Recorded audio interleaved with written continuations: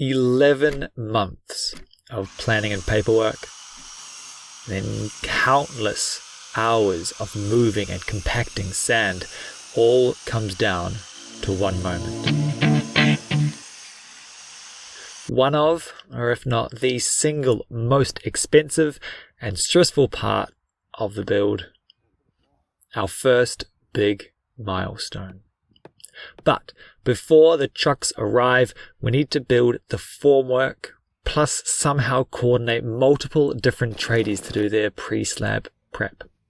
We only have a window of a couple of days, so hopefully we can get everything to line up. Oh, and did I mention that we're still waiting for council to send us our building permit? First things first, we need to make a giant cake tin, essentially, a mold for our slab. The top of the slab, the sides of the slab will actually be visible, so we want to use form ply to hopefully give a nice smooth finish. Now this form ply we dug into the sand, so the top edge of the ply was going to be exactly the height of our finished floor level, height 0, the height at which the rest of the building will be built up from. Now the wooden frames ideally would sit flush with the sides of the concrete, but if you make any error in the formwork and the concrete actually sticks out a bit from that frame, apparently it's an absolute nightmare to correct, and anything that sits flush on the wood bumps into that concrete. So instead of making it perfectly flush, a tip we were given was to make the cake tin 3 to 5 millimeters smaller than the house. So that means the wooden frames will slightly overhang the slab, but it's not an issue if it's a very small amount. It's cuter though with both you in your overalls. It'll actually make quite a good shot. Keep smiling though. And then we just followed the string lines to trace the perimeter around the entire house, making sure they were the perfect height, they were straight and vertical and solid enough to hold back this wave of concrete. But realistically, never having done this before, we didn't have a clue if this was going to be suitable. Now at this point, the only stress came from that fact that we didn't know what we were doing. And I guess from the fact that we still didn't have a building permit. But then this happened.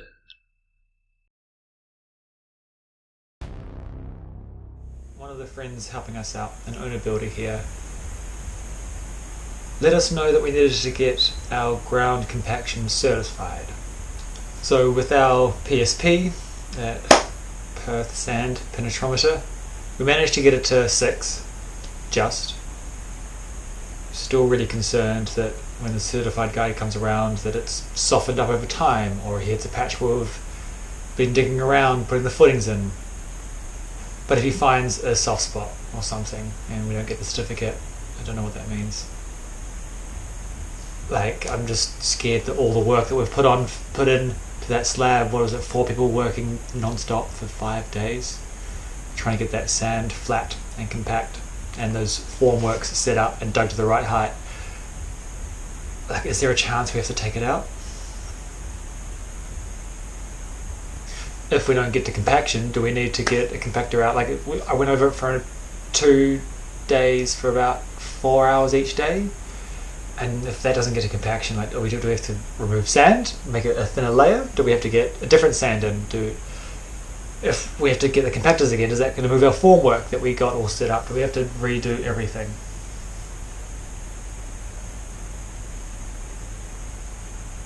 So yeah, the plan is to call council and ask if we need this certificate, need to get it certified, and if we do, call up the engineer to come in and spend 10 minutes, pay them almost $300, and hopefully get it certified, and if not, then yeah. I'm going to go out there and start compacting it by hand a little bit to see if it helps.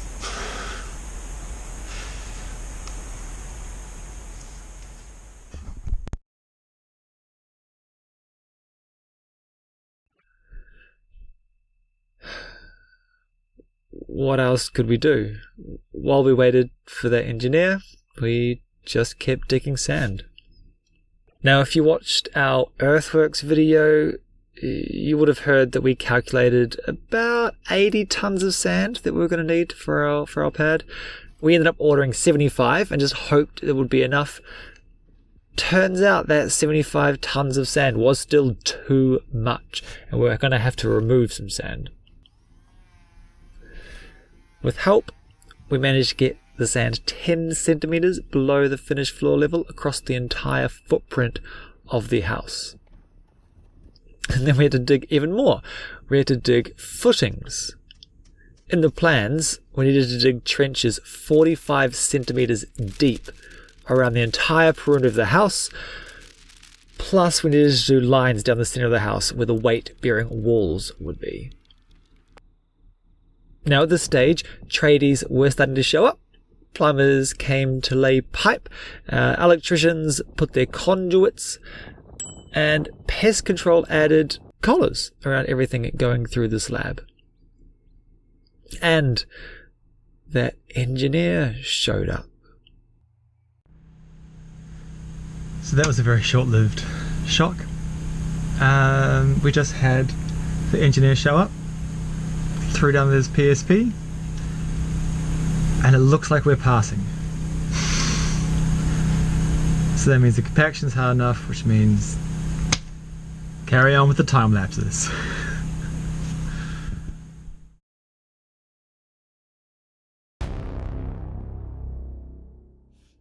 So, everything was coming together.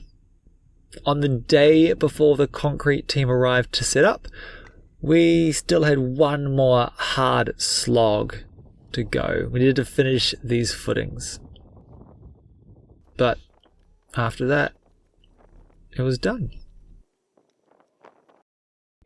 While we watched that concrete team prepare our cake tin by adding a liner and all this rebar, we still had one more item on our list that needed to be ticked off before those concrete trucks arrived.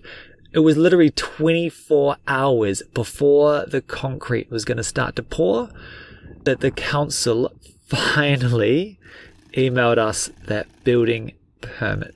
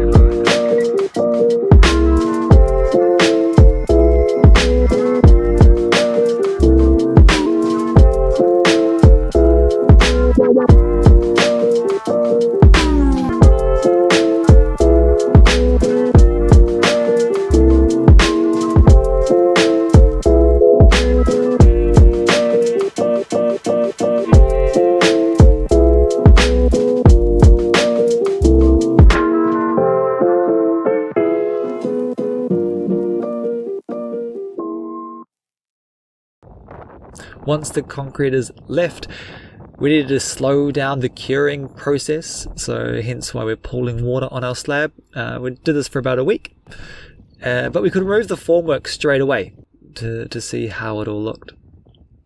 Oh, and pro tip, the last concrete truck will dump whatever concrete is left over, so make sure you have a plan for that excess. Prep some molds to make pavers or make some bricks. Pour it over where part of your driveway is going to be.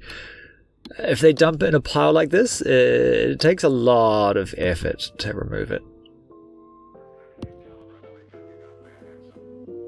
But here we are, day 32, and we just spent $17,000 on a slab of concrete. But now the fun begins.